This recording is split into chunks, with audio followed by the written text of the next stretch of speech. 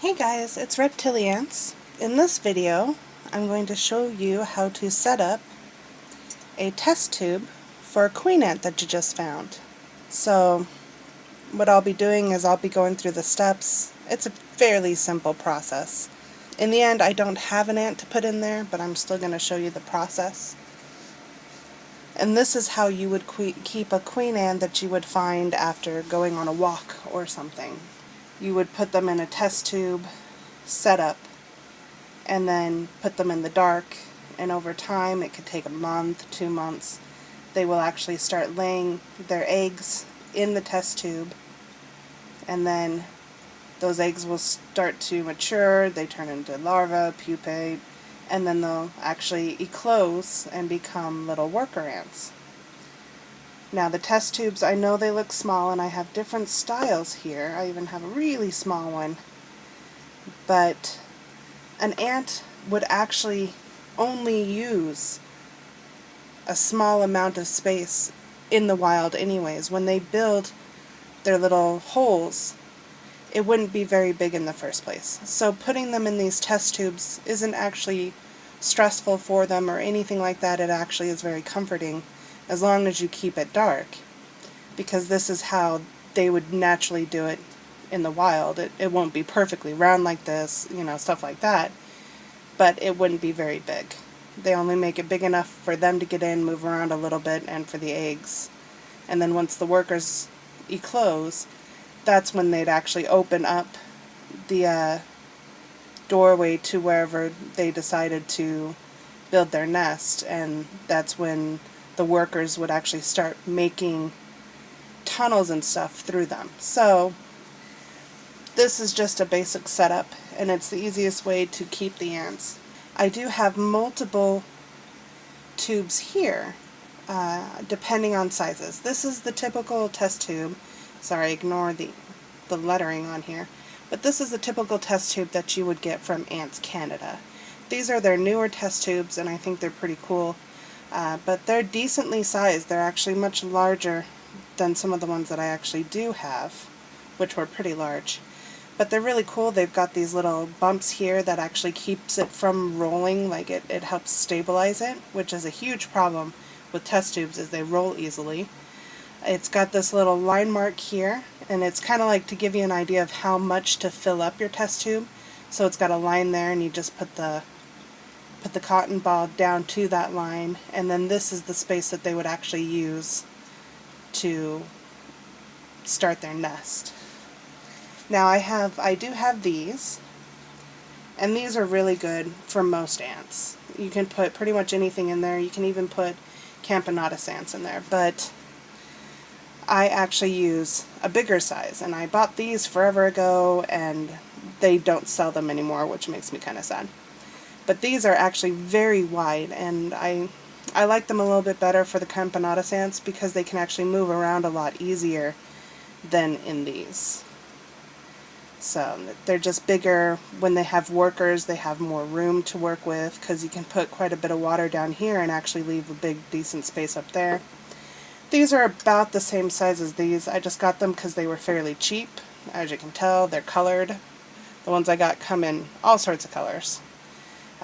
They're not exactly easy to see through, but it does pretty well. I tend to put my tetramoriums in here because, sugar ants, you can take this off and not have to worry about them being on the cotton ball at the end. So, and you can always see them if you look from the bottom and stuff like that, or you can open it up and look. And then I also have these too.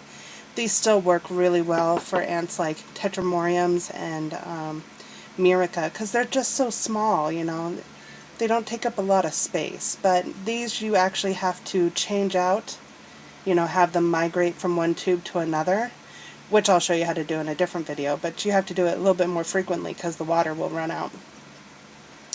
So those are what I have, and what I'll do is I'm just going to show you one of them. I'm going to fill it up, get it ready like I would, if I had an ant. And then in the next video I'll use the same thing that I've already got set up to actually show you how to try to get an ant to migrate from one to another. Because they get moldy I have a, I have a Camponotus queen here, and you can kind of see how big she is, you know, compared to, let's see if you guys can see it. It's kind of dark. Let's try this way. She's in there. There we go. She's right there. It's still kind of hard to see. But she's fairly big, and this is the big test tube. So, actually, I'll probably move her over, so what I'll do is I'll actually use this one instead to show you. But there she is. She's got her brood in there and everything. But see how dirty this gets? That happens a lot.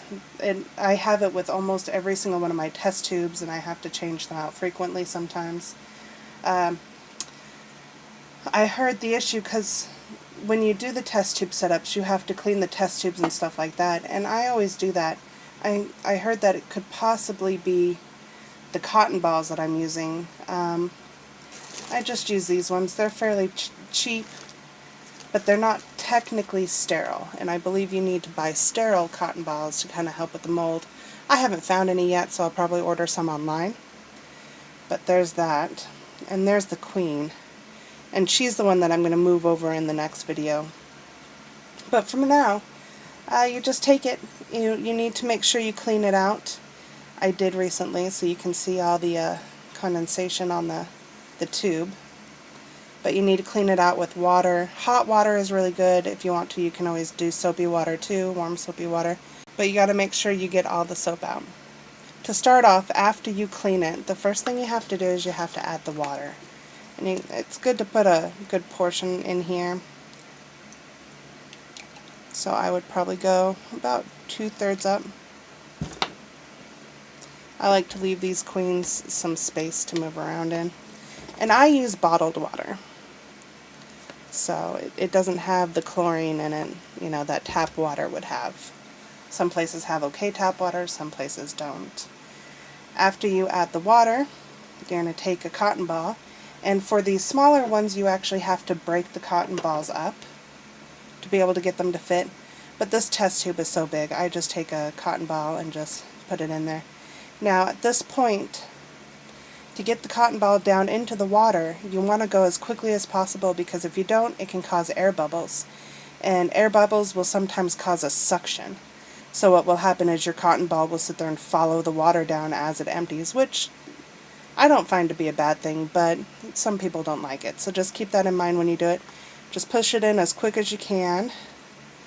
I do use my finger for that, so that probably doesn't help with the moist, but I've already washed my hands before I've done this, so they should be clean. So you just push it down until the cotton ball's a little wet on the top. You got to make sure it's wet all the way through. Now at this point, you would normally go and put your queen into there. So you would just take her from whatever container you have her in and just move her into this container. After you've moved her in, you would take a cotton ball, a second cotton ball, and you would just cover the top. So the setup would look like this. Now that being said, she'd be in here, and again, this is enough room for her because this is the size that she would have out in the wild. I'm really sorry about the glare that's on there, but this cotton ball here, you definitely want to make sure you use cotton on the end because it's breathable.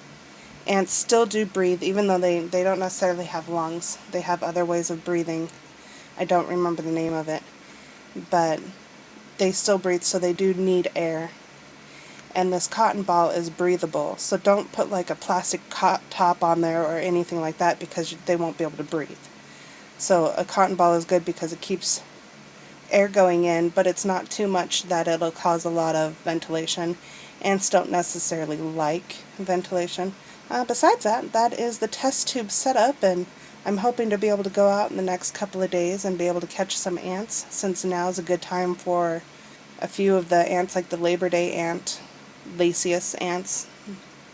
So right now is a good time. So this is the setup that I'll be using, but I'll probably be using it in the smaller test tubes, but not the smallest ones. Those really are only good for tetramorphines and stuff. So it's really easy to take this off if you end up getting an ant that, you know, isn't fully colostral. You'll definitely need to be able to feed them. That's it. Happy hunting on those ants if you have been or are going to this week. They should be coming out pretty quick, if not already.